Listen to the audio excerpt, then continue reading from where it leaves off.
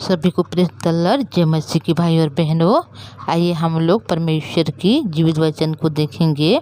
उत्पत्ति का पुस्तक अध्याय 18 से हम लोग देखेंगे कि किस प्रकार परमेश्वर ने जो अब्राहम को प्रतिज्ञा दी थी, उस प्रतिज्ञा के द्वारा वह जो इसहाक के जन्म के बारे में अभी वह अब्राहम और उसके जो पत्नी है सारे के पास से वह प्रतिज्ञा को दे रहे हैं। तो यहाँ पे लिखा गया भाई और बहनों कि अब्राहम ममरे के बीच के 5 वृक्षों के बीच कड़ी धूप के समय तंबू के द्वार पर बैठा हुआ था। तब यहोवा ने उसे दर्शन दिया और उसकी आंख उठाकर दृष्टि की तो क्या देखा कि 3 पुरुष उसके सामने खड़े हैं।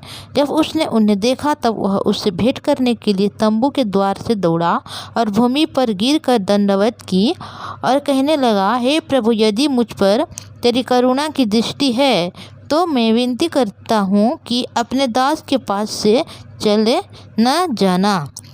देखिए भाई और बहनों, जब अब्राहम और उनके जो पत्नी सारा वह अपनी कुटुंब अपनी परिवार को छोड़ के परमेश्वर ने बोला कि मैं तुझे जिस देश को दूंगा उस देश को तू मेरे संग चल, तो वह क्या कर रहे हैं कि अपनी जो परिवार के लोग हैं, अपनी कुटुंबी के लोगों हर एक को वह छोड़ के दोनों आ रहे हैं और उनकी कोई जो उनके कोई पुत्र ना थी।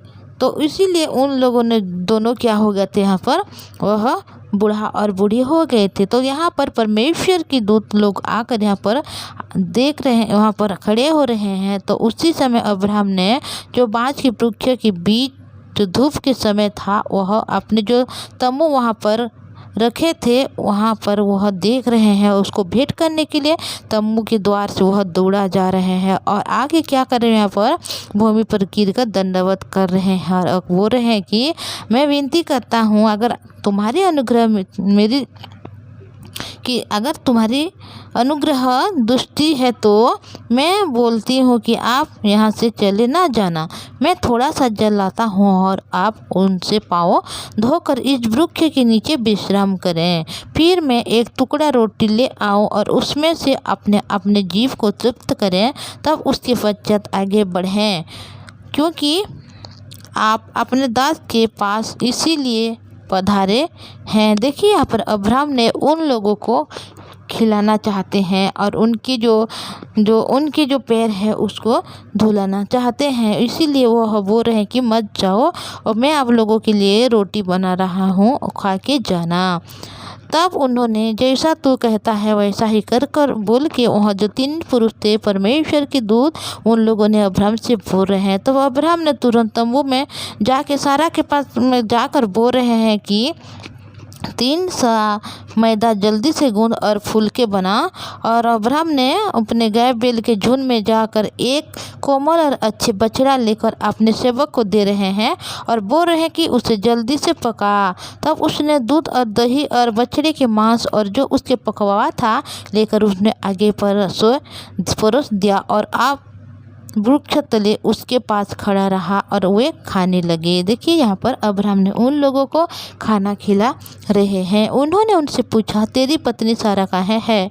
उसने कहा, वह तो तंबू में है। उसने कहा, मैं वसंत ऋतु में निश्चय तेरे पास फिर आऊँगा और तेरी पत्नी सारा के एक पुत्र उत्पन्न होगा। सारा तंबू के द्वार पर जो अब्राहम के पीछे था सुन रही थी। देखिए यहाँ पर क्या हो गया भाई और बहनों कि वह जो परमेश्वर की दूत जो लोग 3 पुरुष हैं उन लोगों ने बोल रहे हैं कि तेरा पत्नी कहाँ है, इस समय मैं फिर वापस आऊँगा। तो उसी समय क्या होगा, तारा के जो कोख में सारा के वह पुत्र होगा बोल के यहाँ पर बोल रहा है। सारा तंबू के द्वार पर जो अब्राहम के पीछे थी सुन रही है।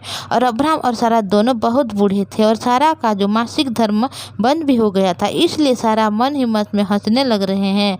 तो मैं तो बूढ़ी हूँ और मेरा पति भी बूढ़ा है, तो क्या मुझे यह सुख होगा? तब यहोवा ने अब्राहम से कहा, सारा यह कहकर क्यों हंसी कि क्या मेरे जो इतनी बूढ़ी हो गई हूँ सचमुच एक पुत्र उत्पन्न होगा? देखिए यहाँ पर क्योंकि वह हंस रहा है, क्योंकि ज़्यादा बूढ़ी हो गई है और उसके जो मासिक धर्म थे वह भी ख़त्म हो गया था। इसी वजह से वह हंस रहा है, क्योंकि यह पर सारा है वह विश्वास भी नहीं कर पा रहा है कि मैं इतना बूढ़ी हो गया हूँ और मेरा स्वामी जो इतना बड़ा बूढ़ा हो गया है, क्या हम दोनों में एक पुत्र होगा, क्या इतना खुश उतना सुख क्या मैं पाऊंगी, बोल के यह हंस रहा है, क्योंकि यहाँ पर ये अविश्वास कर रहे हैं इस बात को। तो यहोवा के लिए तो परमेश्वर के जो लोग हैं वो बोल रहे हैं कि सारा क्यों हंस रहे हैं, क्या परमेश्वर के लिए कोई भी काम कठिन है। नियत के समय में अर्थात वसंत ऋतु में मैं तेरे पास फिर आऊँगा और सारा के पुत्र उत्पन्न होगा। तब सारा डर के मारे यह कहकर मुकर गई कि मैं नहीं हंसी।